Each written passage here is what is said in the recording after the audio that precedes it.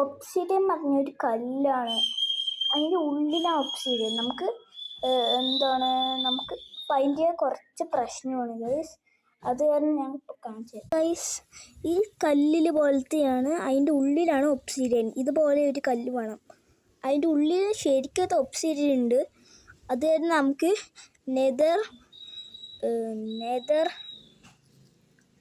Nether പോകാൻ പറ്റും. പിന്നെ എന്ത് ചെയ്യും, ഇതും കൊണ്ട് പൊട്ടിച്ച ചിലപ്പോഴേ ഒബ്സിഡിയൻ വരുള്ളൂ. ഇത് കണ്ടോ, ചെറുതായിട്ട് ബ്ലാക്ക്.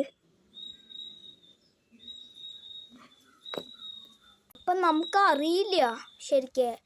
അപ്പോൾ നമുക്ക് ഫൈൻഡ് ചെയ്യാൻ കിട്ടുമല്ലോ. അപ്പം ചിലപ്പോൾ നമുക്ക് വലിയൊരു കല്ല് വേണമെങ്കിൽ ഫൈൻഡ് ചെയ്യാം. അപ്പോൾ please like and subscribe this video please.